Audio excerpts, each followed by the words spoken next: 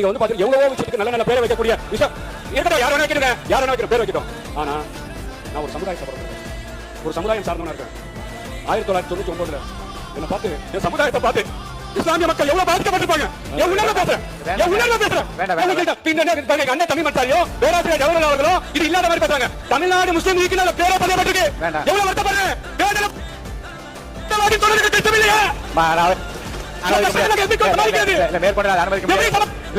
உணர்வை நான் மதிக்கிறேன். இல்ல இல்ல இருங்க, நம்ம புரிஞ்சா பாத்துறோம். இஸ்லாமிய பாதுகாவலர் பேசுறாங்க, காகிதம் இல்லத்தவர்கள் எங்கிட்ட தான் கடைசியா வந்து இஸ்லாமியர்களை கொடுத்துருப்பாங்கன்னு பேசுறாங்க. ஆனா முஸ்லீம் தீவிரவாதி என்று 5 முறை பேசினவர்கள் இந்த திமுக காரர்கள் என்பதை இந்த இடத்துல சொல்ல கடமைப்பட்டிருக்கின்றேன். முஸ்லீம் தீவிரவாதி பேசிருக்காங்க, முஸ்லீம் தீவிரவாதி பேசிருக்காங்க.